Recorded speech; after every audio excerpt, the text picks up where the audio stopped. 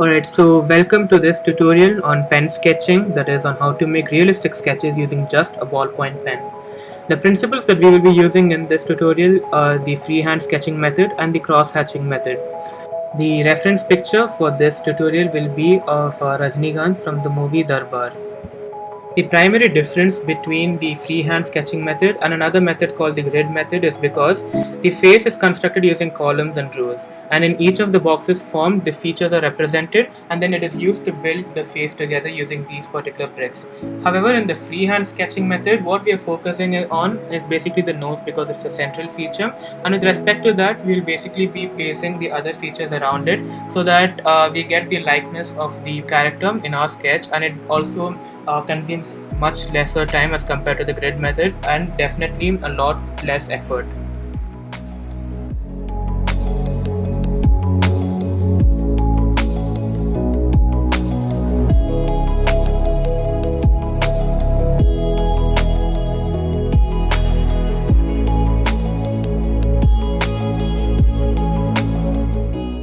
Now there isn't any kind of a secret behind how I'm getting it right, because honestly I'm actually not getting it right. The point of pen sketches is you just have to ensure that your drawing is about 80 to 85% accurate to the reference picture that you have, and it doesn't entirely have to be exactly the same, and that is one advantage you have with pen sketches. So do not worry about being accurate, just worry about getting the shape or the likeness right. Now what I'm basically doing is marking the region that I will be shading with a different contrast, that is maybe darker depending on the reference photo. And for people who cannot identify the shades from the reference photo that you have, there's a simple hack: just turn your photo into a black and white picture, and once you make it into a black and white picture you can clearly see the contrast and the black areas, the gray areas, and depending on that and with varying shades, as I will explain further in the video, you can just make your drawing pop out. So that doesn't matter and do not worry about it.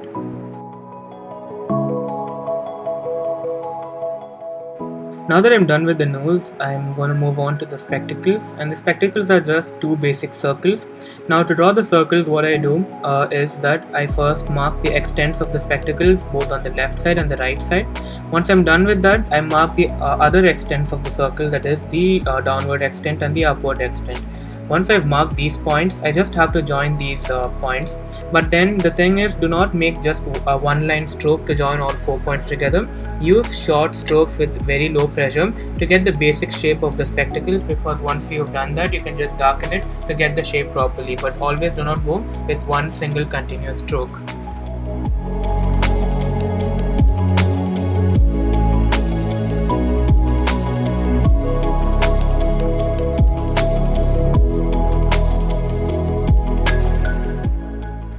Now that I've gotten the basic shape of the spectacles right, I'm going to proceed to mark the inward limit of the eyes with respect to the nose, and then with respect to that point I'll be marking the outward limit of the eyes, that is where it is going to end. And once I'm done with that, I'll just join these two lines, and the shape of the eyes depends on the reference picture alone. You just need to be able to kind of approximately get the shape correct, and that is all that is required. And since in this picture you can visibly see that he is angry, his face is clenched, and what happens is that his cheeks are raised. So what happens is that his eyes become more inclined, and that is the effect that we are trying to get here. And then we are adding eye bags, and eye bags are the main feature that tries to distinguish the realistic sketches from the cartoons that we see in the comics. As mentioned before, I'm just marking the areas which have a different kind of a shade right now, and this is again with respect to a black and white picture of the reference photo. Another thing is, whenever you're drawing the eyes, it is advisable to always darken only the upper eyelid and not the lower eyelid, because mostly in pictures there is this white kind of an area immediately below the lower eyelid, which gives it a more three-dimensional kind of a look. So it is always better to only darken the upper eyelid area.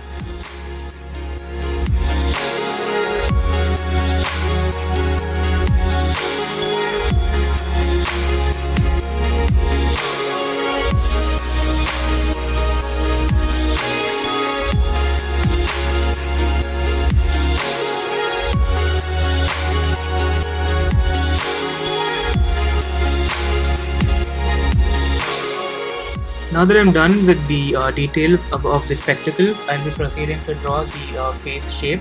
The reason why I'm proceeding to the face shape instead of finishing off the mouth is because once I draw the face shape and once I am able to figure out what the shape is going to be and where the chin is going to be, I can place the mouth wherever I want with respect to that. And this is a very important difference between the grid method and the freehand method.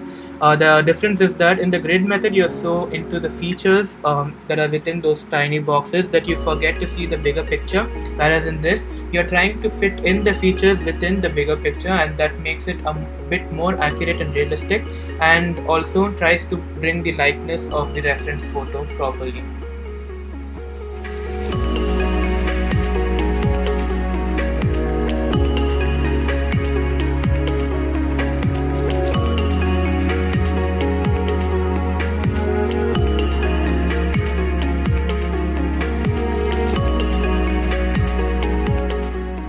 Alright, now for the cheek line. Now this, as I mentioned before, is an important part of the drawing, because now you'll be basically outlining the entire face shape for the character.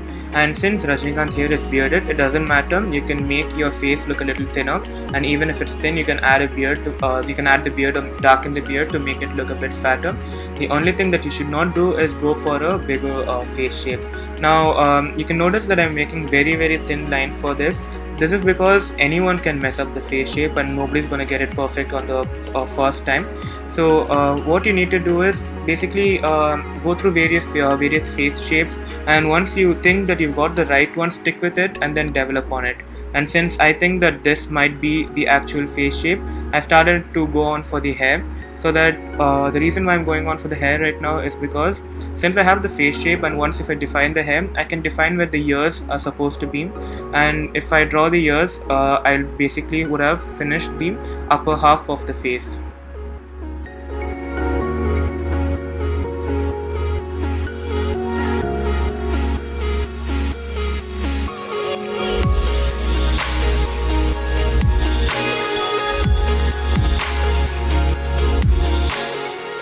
The ears aren't the hardest part to draw. This is because we just start off with a small letter U and then a squiggly line, and then we can just finish it off with an upside down U again. So the reason why I say that it is not very important or that it is not the hardest thing to draw is because not a lot of attention is on the ears. And if it is a side profile, then there are the grooves that we have to take into consideration. But since it's a front-facing profile, the ears tend to be overshadowed by the shading that we are using, the hair, the other features like the beard, the nose, the eyes, and the overall look. So for that, what we do is we just shade in the ears with a basic shade, and then add in the extra features with just very inaccurate kind of blemishes, just to indicate the presence of these features. The beard line, as you can see, which I'm drawing right now, is drawn by very thin lines, which are drawn with very low pressure using the pen. And this is because since I'll be shading the face with lines that are of a higher contrast, I might forget or I might not know exactly where the beard is to start.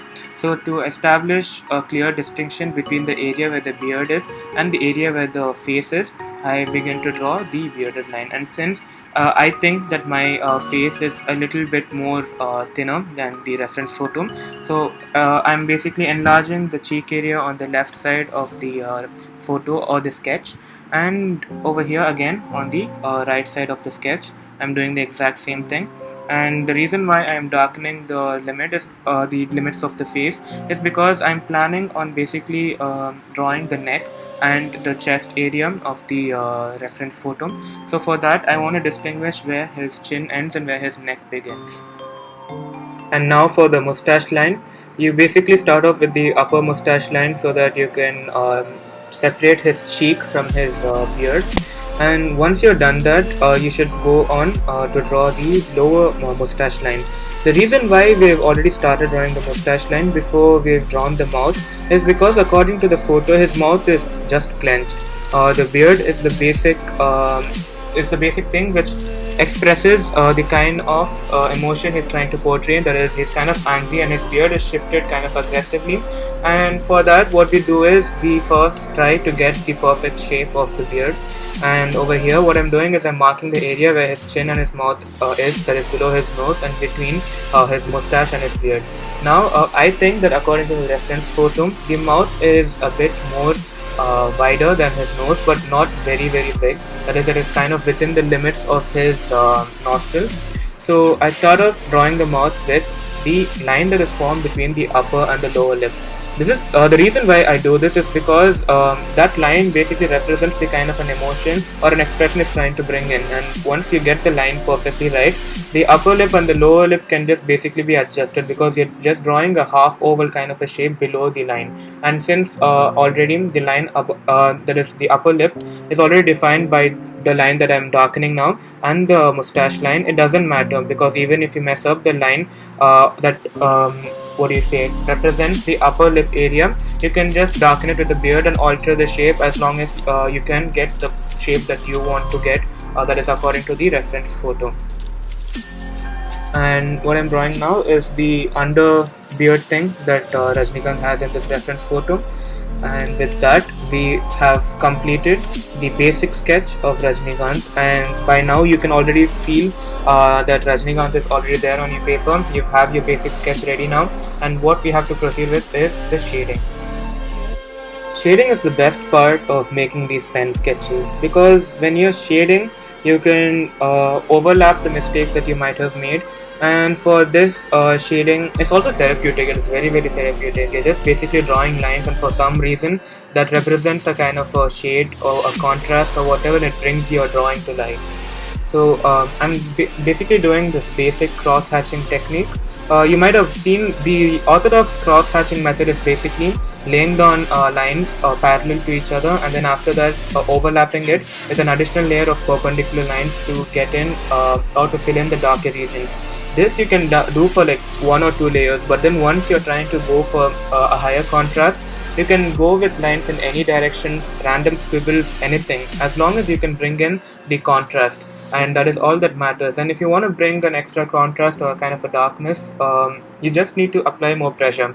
And even if you mess up the shading, it doesn't matter. Always start off with like one area of the face and then finish the shading for that, because once you're done with this shading, you can determine how dark you've done the dark areas in the reference photo and how light you've done the light areas in the reference photo. That is how many layers of pen shading you need for each type of lighting on the face.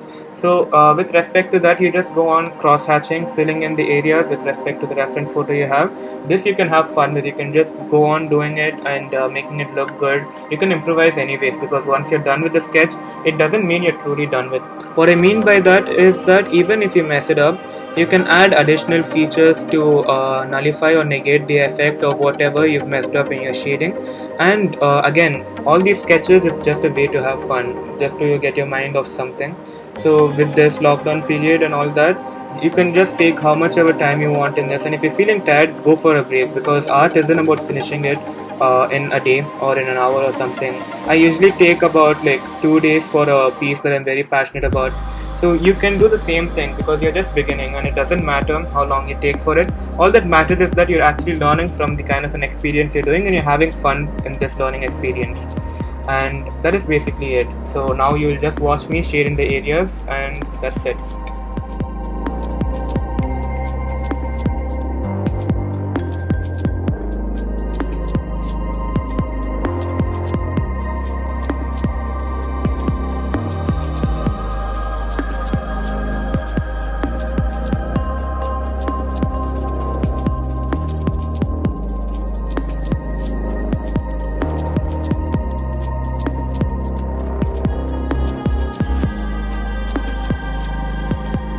Now this is basically a hack for people out there. The thing is, when you're doing these kind of a pen sketches, it is very hard to be accurate, and if you want to leave very small areas of white space, what you can use is this, a white jello pen or a white gel pen. You can get this in any store you want, a stationery store. Sometimes you can get it in like local supermarkets. I got this, I actually don't remember where. So if you have this, good, but then even if you don't have it, it's not going to make a very big difference. I just use it because I like to have these kind of extra features so that it gives an overall contrast to the sketch. And the reason why I've used the white pen over here is because I just noticed that the reference photo has a whiter area in the lip than the shade that I've given, and so to negate that I've used the white pen.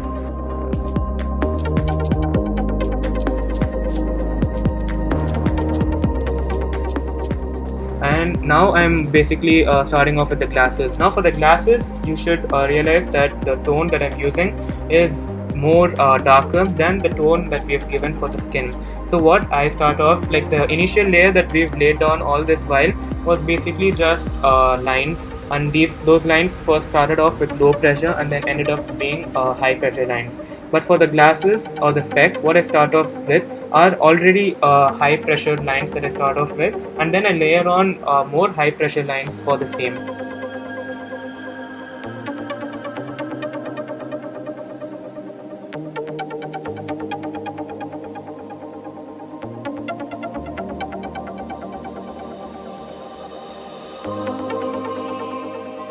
So at this point, it is best that you go through the sketch that you've done so far.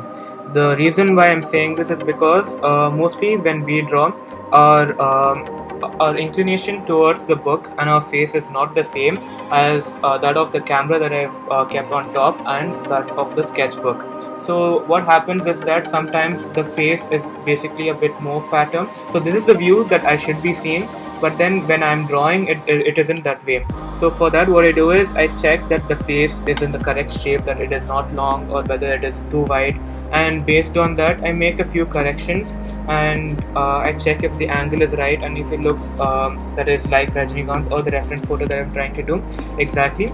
And once I'm done with this, I can just go on to add on the neck and the beard and all that. So what I'm basically trying to do is I'm just ensuring that my sketch is alright, because if you once you're done with this, you cannot go back and you cannot change anything. And this is a very crucial point, because all you've done right now is just shade in the skin and the specs and the mouth and the nose. The beard isn't done and the hair isn't done. So this is the only point where you can make the head bigger with the hair, or you can make the face thinner using the beard. And there are just basic ways of doing that, and that you can easily do. Just adding the beard makes the face fatter, and adding more hair makes the head of the face taller, and thinning the beard, that is, also makes the face smaller.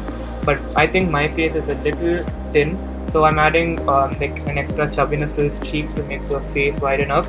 And as you will be seeing, I will also make the hair a little more wider and a bit more pushed out to get the wider face kind of feel that I want to get from this sketch.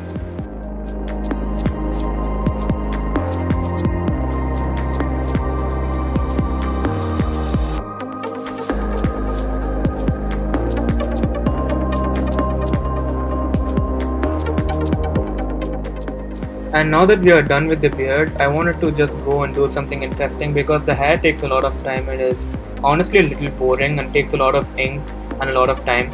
So I'm just checking if my face looks alright right now, and I'm proceeding to do the neck. Now when you're doing the chest area or the neck area, what you just have to ensure is that you just need to point out the places where the neck begins in the face. And once you've identified that, it's just basic drawing of shapes and all that. And in this picture I see that he's wearing a shirt and a raincoat over it. So for the shirt collar, it's just a basic triangular shape, and then I just add in the curves to accentuate the features of the shirt.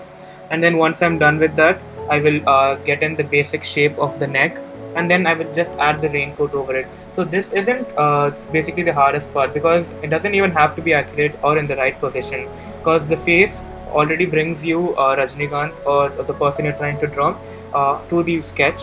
And once you're done with that, all these that you're drawing right now are just extra features to make it seem more realistic. So it doesn't have to be accurate. You can make a few changes. You can even have him wearing a tuxedo if you want. You can have him wearing anything you want at this point. And if you don't feel confident enough to draw your own sketch of the body, for example, if you want to draw a tuxedo and you don't know how to do it, it's okay. You just need reference photos.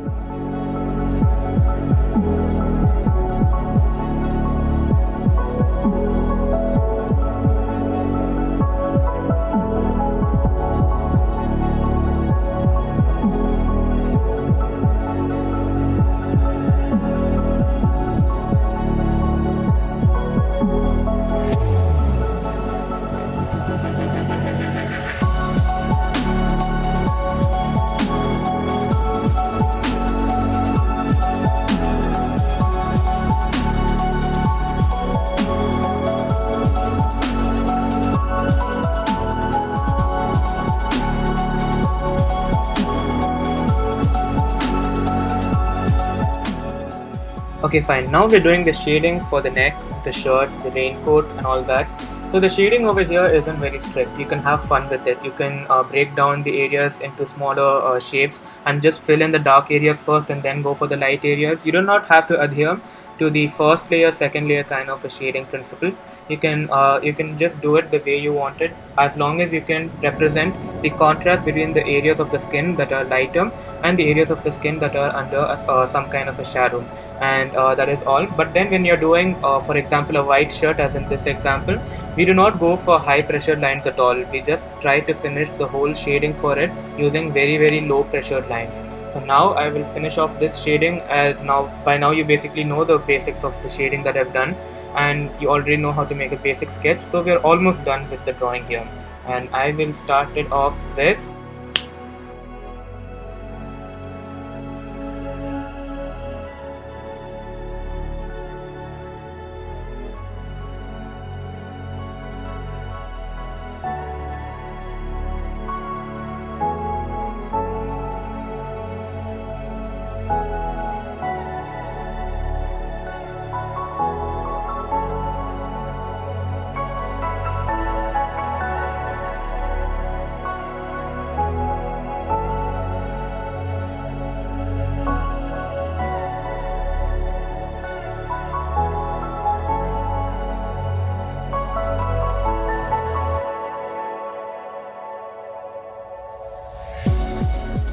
and we are done. You've basically learned how to make a pen sketch, a realistic one that too, under half an hour. And granted, in your first try, it might not end up being that realistic, but with a lot of practice, you can definitely make better sketches than I do. And another thing I wanted to say was, if you don't feel comfortable with the grid method, please don't do it. Follow this method, because, in my opinion, if there's something that hard, it is not worth it, because drawing is about fun, and spending so much time to just get the basic sketch for some people might be relaxing. For me, it's just like frustrating. A few other tips that I wanted to tell was, for people like me, my little finger and my ring finger tend to smudge the entire painting, and I wipe off the excess pen ink on the pen nib using my finger. Now, both of these are things which might entirely destroy your sketch, and for that, it is always better to use this thing called a smudge guard to protect your little finger and your ring finger from the smudging. And please use a tissue to wipe off the excess ink on your pen nib. Don't be like me, I'm too lazy. Don't follow me, like the tutorial, follow me, but then like this, don't. And use a tissue paper for that. So yeah, I think that's it. Let's end the tutorial here. How do you end this? Also, where is my pen cap?